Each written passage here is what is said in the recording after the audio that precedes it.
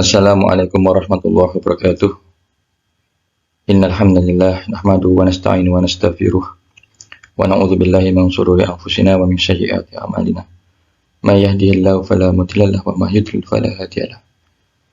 Asyhadu an la ilaha illallah wahdahu la syarika lahu wa asyhadu anna Muhammadan abduhu wa rasuluh. Amma ba'd.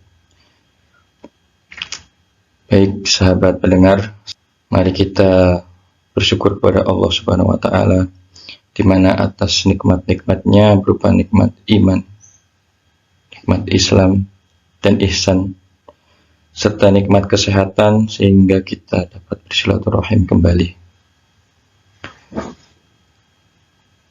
Salawat beserta salam semoga tetap tercurahkan kepada Nabi kita Muhammad SAW, Nabi Akhirus Zaman, yang insya Allah selalu kita nanti-nantikan syafaatnya. Dan semoga kita semua senantiasa mendapatkan syafaat beliau fi dunya hatal akhirah. Amin. Baik sahabat pendengar yang saya hormati, akhir-akhir ini banyak sekali di YouTube yang membahas isu-isu tentang ilmu laduni. Jadi ada yang beranggapan ilmu laduni bohong, ada yang beranggapan tidak bisa atau tidak ada ilmu laduni itu. Dan yang paling fenomenal saat ini adalah tentang respon-respon dari seorang sosok-sosok influencer ya, pengaruh, terutama dari para artis-artis ataupun yang sudah berkecimpung di dunia tersebut, di mana saat ini banyak sekali kegaduhan yang terjadi di masyarakat di sekitar kita, sehingga dalam ini kita harus dituntut berpikir secara jernih, secara murni, yaitu membedakan mana yang hak dan mana yang batil. Beberapa saat yang lalu ada seorang tokoh juga ya, tokoh dan kemudian seorang influencer yang sangat aktif untuk memberikan respon terhadap praktek-praktek perdukunan kemusyrikan yang ada di sekitar kita. Tentu dalam hal ini kita sangat mendukung upaya-upaya beliau untuk membantas kemusyrikan-kemusyrikan, karena pada esensinya tidak ada yang disembah kecuali hanya Allah Subhanahu wa taala. La ilaha illallah wahdahu la syarikalah. Saya sangat mengapresiasi usaha-usaha beliau dalam menyebarkan atau menjernihkan atas fenomena-fenomena yang terjadi di masyarakat sekitar. Namun bagi kalangan lain terdapat sebuah kontroversi atau kontradiktif bagi kalangan-kalangan yang memang sedari dulu tengah mendalami atau mempelajari kajian-kajian tersebut.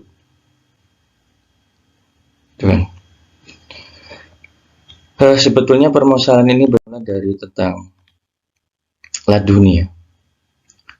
Jadi ada yang beranggapan tentang ada kelompok-kelompok yang percaya laduni dan ada kelompok-kelompok yang anti laduni. Dalam hal ini anti mistisisme. Dalam istilah akademik atau akademisi, mistisisme yaitu tasawuf, aliran-aliran tasawuf. Tapi sebelum lebih jauh kita menginjak, mari kita melihat dulu bahwa mula laduni yaitu dari kisah Khidir dan Musa yang tertuang dalam surat Al-Kahfi ayat 60 sampai 82. Dalam ayat ini diterangkan bahwa terutama di surat atau ayat 65 diterangkan bahwa makna laduna min laduna ilma, yaitu diajarkan kepadanya ilmu dari sisi kami. Nah di sini ya kami bimana Allah. Kami di sini adalah jamak Bisa dari Allah, bisa dari utusannya, bisa dari para wali Allah.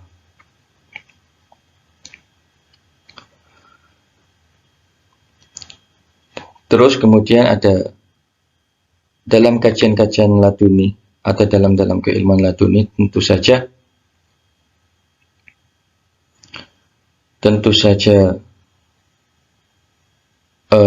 ada kaitannya dengan salah satu keilmuan hasanah keislaman yang sudah sejak zaman dahulu ada, yaitu tentang keilmuan tasawuf. Nanti kita akan jelaskan lebih jauh dalam pembahasan selanjutnya. Dan sebelum membahas tentang lebih jauh, mari kita ketahui dulu dari apa-apa yang telah tokoh-tokoh influencer tersebut bahas dan yang telah beliau-beliau tersebut dibongkar, katanya dibongkar. Jadi dalam video tersebut bahas tentang karomah, ya, tentang karomah, kemudian tentang laduni dan khodam, ilmu putih dan lain sebagainya.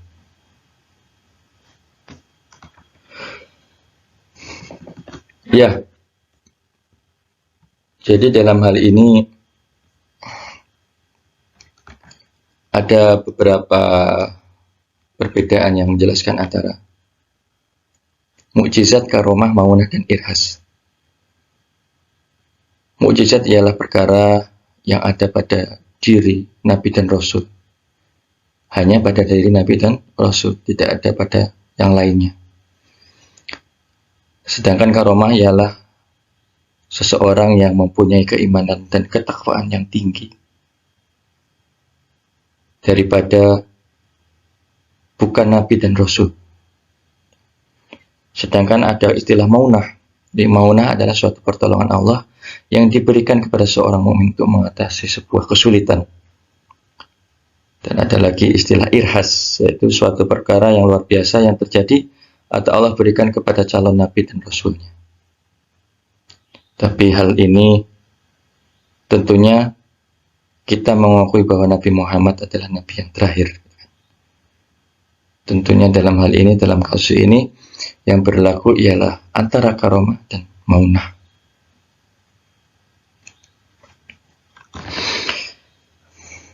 Ya, dalam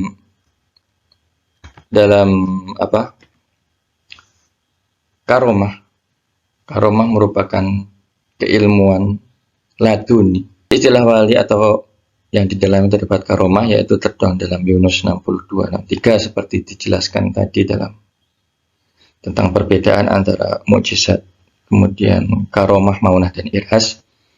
Bahwasanya karomah ialah yang ada dalam ciri-ciri wali Allah. Siapa wali Allah? Yaitu seseorang yang tidak ada rasa takut pada mereka dan mereka tidak bersedih hati. Terlebih dalam ayat selanjutnya dijelaskan bahwa yaitu wali, yaitu orang-orang yang beriman dan senantiasa bertakwa kepada Allah. Jadi dari ayat ini dan ayat-ayat sebelumnya dan penjelasan sebelumnya, dari sini sudah dapat dijelaskan antara karakter keilmuan laduni, keilmuan karomah, dengan keilmuan daripada orang-orang yang mempelajari ilmu-ilmu sihir, baik sihir merah ataupun sihir putih. Sihir merah yaitu berupa santet, kemudian gendam dan lain sebagainya. Sihir putih juga berupa memanfaatkan ayat-ayat tertentu, ayat-ayat Quran tertentu untuk dituliskan di benda atau untuk ditempelkan di dinding atau untuk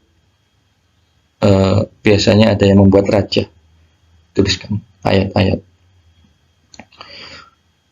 Nah, artinya kan di situ ada batasan.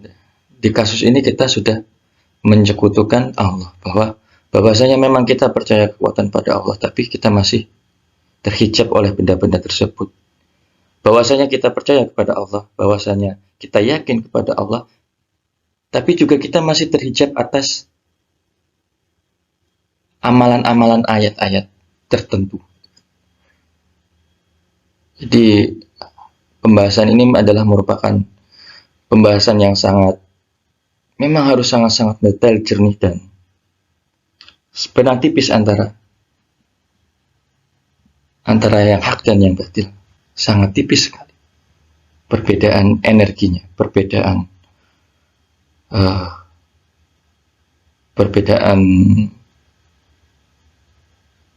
efeknya atau ciri-cirinya, karakternya.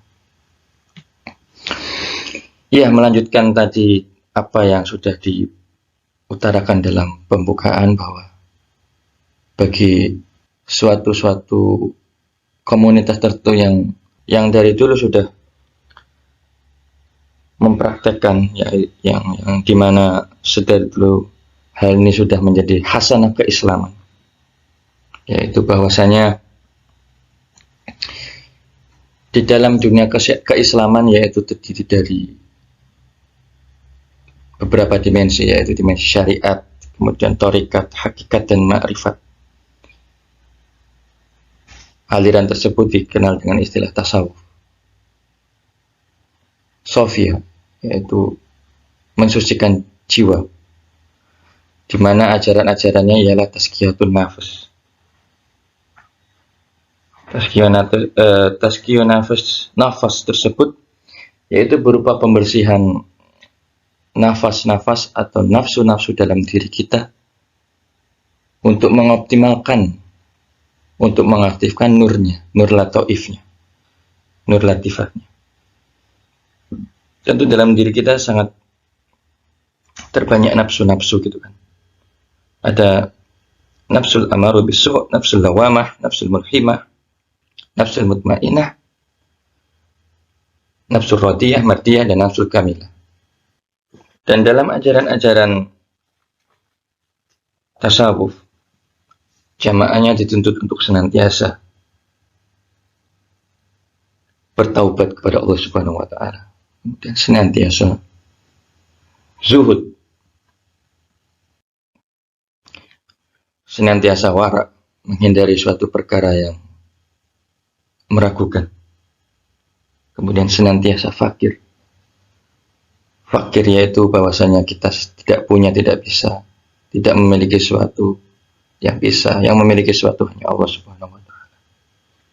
Kemudian senantiasa sabar, senantiasa tawakal, dan senantiasa ridho.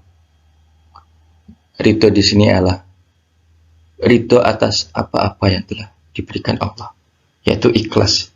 Ikhlas yang sebenar-benar ikhlas, ikhlas yang mukhlasin. Dan dalam tasawuf ini dikenal dengan seorang mursyid, yaitu seorang mursyid adalah seorang sosok yang mempunyai pengalaman spiritual yang luar biasa, yang kasyaf, yang tembus langsung kepada Allah Subhanahu wa Ta'ala. Dan seorang sosok yang senantiasa mempunyai attitude atau good manner, perilaku yang baik, mempunyai praktik-praktik syariat, af'al, ketakwaan, keimanan yang baik, yang solid. Jadi ketika kita berbicara dalam dimensi syariat, syariat itu ialah af'al. Kemudian ada dimensi thariqah. Dimensi thariqah itu ialah jalan. Jalan dikenal dengan nafs, asma. Kemudian ada dimensi hakikah, the inner truth. Dan kemudian ada dimensi ma'rifat. Ma'rifat ini adalah dimensi yang lebih mendalam, yaitu terkait dengan zat Allah atau sirrullah. Namun kita tidak membahas lebih mendetail tentang tingkatan-tingkatan tersebut. Yang kita bahas di sini ialah tentang peran seorang mursyid dalam membimbing dan membina keimanan dan ketakwaan seseorang untuk mencapai tingkatan-tingkatan yang lebih mendalam. Dalam pemikirannya ulil albab dan dalam hatinya ulil absor.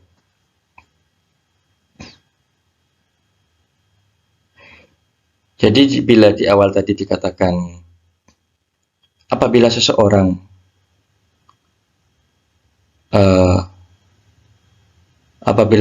tersebut menginginkan sesuatu ilmu laduni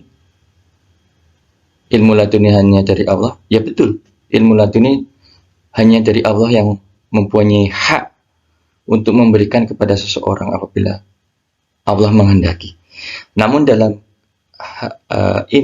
kasus ini, dalam permasalahan ini, yaitu adanya seorang mursyid yang senantiasa membimbing, meningkatkan keimanan dan ketakwaan kita, yang senantiasa membersihkan hati kita dari sifat sombong, iri, riya, dengki, ujub, dan kemudian senantiasa membersihkan hati kita dari berhala-berhala, entah itu berhala yang nampak atau entah berhala yang ada di dalam dirinya sendiri, mentok, mengagungkan dirinya sendiri. Jadi ada berhala yang nampak, ada berhala yang samar, syirik khofi, yang samar-samar, yang sangat tipis juga antara kebenaran dan kebatilan. Jadi di sini seorang mursyid adalah seorang sosok yang mendalam, seorang yang mempunyai pemahaman yang mendalam, pemahaman agama, tafaqquh fi ad-din, tafaqquh fi din.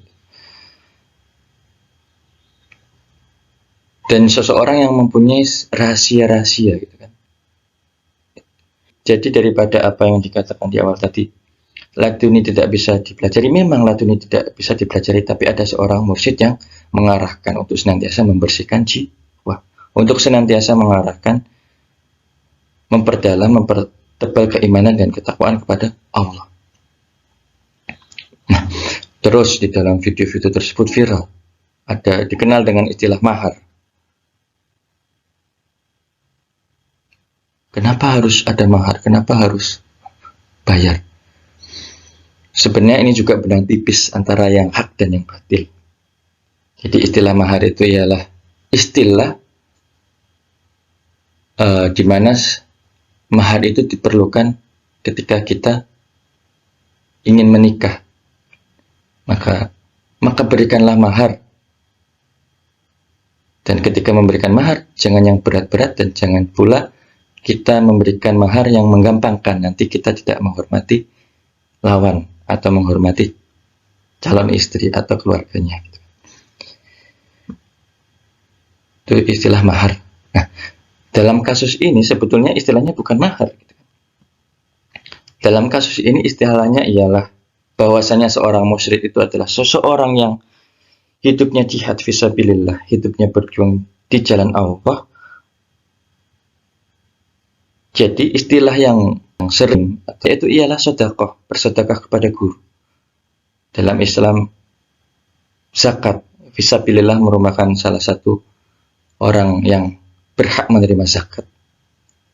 Jadi, mursyid-mursyid tersebut saking zuhudnya, saking waroknya hidupnya, saking mempunyai keimanan ketakwaan yang tinggi, dalam hal ini tidak terlalu memperdulikan dunia. Dunia perlu, tapi tidak terlalu memperdulikan dunia. Mereka hanya fokus di dalam, mereka lebih terfokus dalam inner world atau inner truth, dalam dimensi hakikah, dan kemudian dimensi makrifah. Ini karena ini ada tokoh-tokoh, ada peneliti atau siapa yang menganggap ini aliran mistisisme yang tidak jelas gitu kan. Bahkan di dalam bahkan ada seorang peneliti dari Belanda yang mengatakan bahwa itu aliran mistis yang hanya memperdulikan akhirat, tidak memperdulikan dunia, gitu kan. Ini peneliti dari Belanda ini. Ini biasanya ditemukan dalam kajian-kajian akademik, peneliti-peneliti dari luar, gitu kan, yang mengkritisi, meneliti tentang pola kehidupan keislaman, hasanah keislaman. Tapi pada esensinya beliau tidak seperti itu, gitu kan. Seorang mursyid itu saking takutnya kepada Allah, maka dirojakkan hidupnya kepada Allah. Saking takutnya tidak bisa mengemban amanah Allah, maka hidupnya terfokus kepada Allah. Makanya daripada urusan dunia, beliau lebih sibuk untuk mengurusi urusan akhirat. Tapi dalam arti beliau juga bukan tidak memikirkan dunia. Beliau punya keluarga, beliau punya usaha, punya peternakan, punya lain-lain. Gitu. Nah, artinya dari sini saja sudah terjadi misunderstanding dalam persepsi yang beredar di masyarakat. Gitu kan? Jadi daripada video-video yang viral itu, apa tidak boleh bersedekah memberikan zakat, itu boleh bersedekah kepada beliau. Karena beliau adalah orang fisabilillah. Terus dalam video tadi dijelaskan bahwasanya ada fenomena ilmu karom, ada fenomena laduni, ada fenomena ilmu putih. Ya memang kita melihat sendiri dalam fenomena sekitar kita. Banyak sekali fenomena-fenomena yang mencatutkan di situ daripada ilmu-ilmu agama, mencatutkan daripada di situ menggunakan ayat-ayat Quran ditempel, dijual, kemudian amalan-amalan yang harus diamalkan secara rutin, secara berat. Kalau enggak diamalkan nanti dosa, hingga melupakan amalan-amalan wajib dan sunnahnya, ataupun tempelan-tempelan itu esensinya itu adalah hijab-hijab kita yang menghalangi antara seorang hamba dan Allahnya. Ada penghalang hijab. Itu daripada apa-apa yang dikatakan menyekutukan Allah. Gitu. Jadi fenomena-fenomena yang kita lihat sekarang ini ialah banyak bermunculan praktek-praktek yang masih menggunakan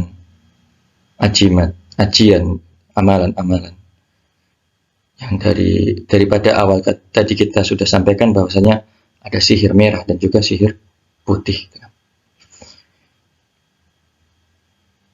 Namun ada juga yang memberikan pentransferan jarak jauh, gitu kan. Biasanya kita selalu melihat di grup Facebook transfer ilmu jarak jauh, transfer apalagi banyak sekali lah kita temukan fenomena-fenomena yang unik. Nah, untuk memahami fenomena-fenomena tersebut juga dalam hal ini kita dibutuhkan untuk pemahaman yang hati yang bersih, hati yang sudah ditazkiyahkan, hati yang sudah dibersihkan, tazkiyatun nafs, jiwa yang bersih, jiwa yang tenang. Untuk memahami benang tipis itu tadi antara yang hak dan yang batil. Namun hal yang paling sederhana untuk memahami daripada keilmuan-keilmuan tersebut untuk para masyarakat semua, para jamaah semua, bahwasanya apabila seorang mursyid atau seorang guru tersebut mengarahkan kepada hal-hal kemusyrikan, mengarahkan kepada amalan-amalan yang mengundang khodam, yang mengundang pendamping, gitu kan. Amalan-amalan yang untuk membuat kaya, untuk meluluhkan hati wanita, atau untuk kewibawaan tentunya. Nah, dari hal ini saja sudah ada hijab, gitu kan. Ini kan kita harus jernih dalam mencerna antara hak dan yang batil. Bahwa esensinya yang maha kaya hanya Allah yang memberikan, yang mengangkat derajat kita dengan beberapa derajat, yaitu hanya Allah. Dan yang melindungi kita hanya Allah. Wa kafa billahi wali wa kafa billahi nasyira, hanya Allah, tidak ada. Esensinya mursyid pun hanya sebagai wasilah, hanya sebagai corong wahana pengantar. Esensinya yaitu tetap hanya kembali kepada Allah. Jadi dari hal tersebut saja sudah bisa dibedakan.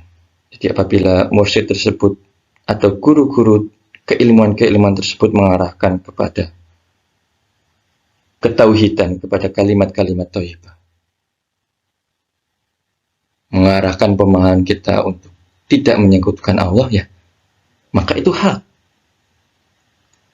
Tapi apabila ada guru-guru atau seseorang yang mengarahkan kepada kemusyrikan, itu yang batil gitu. Jadi untuk merespon influencer tadi, memang dibutuhkan hati yang tenang, hati yang sabar, hati yang ridho juga gitu kan. Bahwasanya ya apa yang beliau katakan ya betul. Tapi fenomena-fenomena yang ada di sekitar kita gitu kan, tentang keilmuan tersebut, bahwasanya keilmuan laduni itu hanya hak Allah, ya memang betul hanya hak Allah. Tetapi untuk memperoleh itu kita kan harus senantiasa beriman dan bertakwa, membersihkan jiwa. Nah, dalam ini adanya seorang mursyid gitu. Atau kita kenal dengan ulama. Jadi ulama itu adalah pewaris para nabi. Al-ulama al-warasa al-anbiya, adalah pewaris keilmuan para nabi. Nah, jika ulama-ulama tersebut juga kita bingung untuk memilih ulama-ulama gitu kan, ya itulah, gunakan hati yang bersih untuk membedakan mana yang hak dan mana yang batil. Pilihlah ulama yang tidak itu tadi yang tidak mengarahkan kita untuk kemusyrikan, tapi pilihlah ulama yang menguatkan kita untuk senantiasa meningkatkan dan meningkatkan keimanan dan ketakwaan kita kepada Allah Subhanahu wa taala. Jadi panjang lebar. Tapi harus sabar, harus enjoy, harus relax menanggapi semua fenomena-fenomena yang terjadi di sekitar kita agar kita tidak bingung gitu kan. Karena dimensi-dimensi tersebut ialah dimensi gaib gitu kan. Kalau kita tidak percaya yang gaib, sama saja kita tidak yakin dan tidak iman kepada Allah gitu kan. Penting syariat dan penting hakikat. Syariat tanpa hakikat kosong, hakikat tanpa syariat sama saja bohong gitu kan, tidak sholat, tidak puasa dan sebagainya. Ya kurang lebih itu penjelasan kita untuk merespon isu-isu yang terjadi di sekitar kita. Kurang lebihnya mohon maaf. Hakikatnya kita semua tidak bisa, saya tidak bisa, saya tidak mampu kecuali dimampukan Allah Subhanahu wa taala. Hakikatnya saya tidak punya apa-apa karena saya fakir, yang punya hanya Allah Subhanahu wa taala. Hakikatnya saya tidak tahu, kita semua tidak tahu, karena yang Maha tahu hanya Allah. Hanya Allah semata.